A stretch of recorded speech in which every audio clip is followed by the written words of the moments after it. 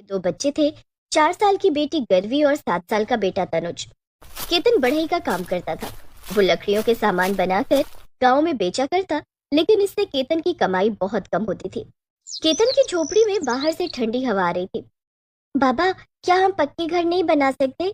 हमारी झोपड़ी में बाहर से ठंडी हवा आती है, मुझे बहुत ठंड लगती है। हमारे पास पहनने के लिए स्वेटर नहीं है, हमारा कंबल भी फट गया है। ठंड तो अभी और बढ़ने वाली है। गांव में लोग बातें कर रहे थे कि गांव में बर्फ का तूफान आने वाला है। न जाने हमारा क्या होगा। लगता है इस बार ठंड हमारी जान लेकर मानेगी। राधिका, तुम तो जानती हो कि पक्का घर बनाने में बहुत पैसे लगते हैं। मेरे पास इतने पैसे नहीं हैं। लकड़ियों का सामान बनाकर गांव में बेचता हूँ तो गांव वाले बहुत कम पैसे देते हैं। घर बनाना तो दूर, मैंने सोचा था इस बार ठंड में बच्चों के लिए स्वेटर और नए कंबल खरीद कर लाऊंगा, लेकिन मेरे पास उसके लिए भी पैसे नहीं है। बाबा, क्या ऐसा नहीं हो सकता कि हम लकड़ियों का घर बना लें? तनुष ठीक कह रहा है, हम लकड़ियों का घर बना सकते हैं। लेकिन इसके लिए हमें जंगल से ढेर सारी लकड़ियां लानी होंगी। बाबा, हम जंगल से लकड़ियां लाने में आपकी मदद करेंगे। हम आज ही जंगल जाएंगे और ढेर सारी लकड़ियां लाएंगे। वे चारों आपस में बातें कर ही रहे थे कि तभी उन्हें गांव वालों का शोर सुनाई देता है। भागो भागो, अगर जान बचानी है तो यहाँ से भागो। ये कैसा शोर है? लगता है गांव में कोई जानवर आ गया है। मैं बाहर जाकर देखता हूँ। केतन अपनी झोपड़ी से बाहर निकलकर देखता है कि सारे ग्रामीण भाग रहे हैं। क्या बात है भोला, सारे लोग क्यों भाग रहे हैं? गांव में कोई जंगली जानवर आ गया है क्या? जंगली जानवर से भी खतरनाक चीज है। जान बचानी है तो भागो, नहीं तो बर्फ के तूफान में हम सब मारे जाएंगे। केतन देखता है कि गांव में बर्फ का तूफान आ रहा था। बर्फ के बड़े बड़े गोले गांव की ओर तेज रफ्तार से बढ़ रहे थे। राधिका, बच्चों को लेकर जल्दी यहाँ से चलो। गांव में बर्फ का तूफान आ गया है, लोग गांव छोड़कर भाग रहे हैं। राधिका जल्दी जल्दी कुछ जरूरी सामान गठरी में बांधने लगती है। गर्वी के बाबा, अब हम कहाँ जाएंगे? अभी कुछ सोचने का वक्त नहीं है। जान बचानी है तो हमें यहाँ से निकलना होगा, नहीं तो हम सभी बर्फ के नीचे दबकर मर जाएंगे। लेकिन बाबा, हम जाएंगे कहाँ? जंगल जाने के अलावा मुझे और कुछ समझ नहीं आ रहा है। वे चारों जंगल की ओर चले जाते हैं। चलते चलते वे जंगल पहुंचते हैं। जंगल में मौसम अच्छा था। यहाँ तो बर्फ के तूफान का नामो निशान भी नहीं है। हाँ, यहाँ कितनी अच्छी धूप खिली हुई है। मेरा तो यहाँ से जाने का मन ही नहीं कर रहा है। जब तक बर्फ का तूफान नहीं थम जाता हमें यहीं रहना होगा। वे चारों एक पेड़ के नीचे चादर बिछाकर आराम करने लगते हैं। सुबह से शाम हो जाती है, ठंड बढ़ जाती है। जंगली जानवरों की डरावनी आवाजें उनके दिलों में खौफ पैदा करने लगती हैं। बाबा, ये तो शेर की आवाज है। मुझे बहुत डर लग रहा है। अगर शेर यहाँ आ गया तो हम सबको खा जाएगा। अगर हम ठंड से बच गए तो जंगली जानवर हमें जरूर मार डालेंगे। घबराओ मत बच्चों, हमें कुछ नहीं होगा। जंगली जानवरों से बचने के लिए हमें पेड़ पर चढ़ना होगा। वे चारों एक पेड़ पर चढ़ जाते हैं। सारी रात वे चारों पेड़ पर बैठकर गुजार देते हैं। रात भर पेड़ पर बैठने के कारण उन्हें बहुत ठंड लगती है। जब सुबह होती है तो वे नीचे आते हैं। रात भर जागने के कारण वे चारों बहुत थके हुए थे।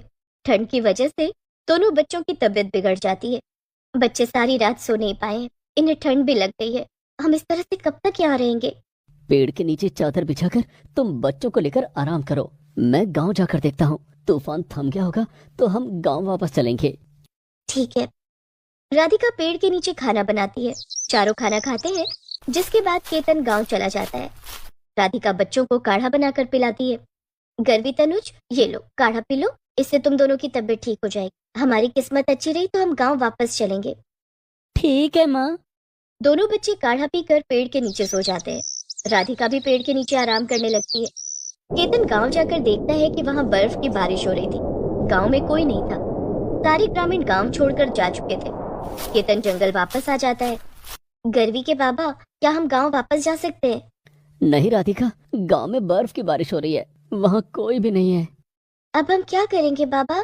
हम कहाँ रहेंगे? दिन किसी तरह से गुजर गया, लेकिन रात होते ही जंगली जानवरों का डर सताता रहता है। अगर हम गांव में सुरक्षित नहीं है तो यहाँ भी हमारी जान को खतरा है। बाबा, हम पेड़ पर घर बना सकते हैं क्या? तनुज एक विशाल पेड़ की तरफ इशारा करके कहता है। वो देखिए, वो पेड़ कितना बड़ा है, उसकी डालियां कितनी मजबूत हैं। हम उस पेड़ पर अपना घर बना सकते हैं। हाँ तनुज, तुम ठीक कह रहे हो, हम उस पेड़ पर अपना घर बना सकते हैं। केतन उसी समय लकड़ियां इकट्ठी करने लगता है। राधिका, गर्वी और तनुज भी उसकी मदद करते हैं। लकड़ियां इकट्ठा करने के बाद केतन पेड़ पर लकड़ी का घर बनाने लगता है। 2 दिन की कड़ी मेहनत के बाद केतन पेड़ पर घर बना लेता है। अरे वाह, पेड़ पर हमारा घर बन गया है। अब हमें जंगली जानवरों का कोई डर नहीं। वे चारों पेड़ पर बने घर में रात बिताते हैं। दूसरे दिन सुबह जब वो चारों जागते हैं, बाबा, पेड़ घर अंदर से बहुत गर्म है, मुझे रात में ठंड भी नहीं लगी। हाँ बाबा, मुझे भी ठंड नहीं लगी। इसका मतलब मेरी मेहनत सफल हो गई। और हमें आशियाना भी मिल गया।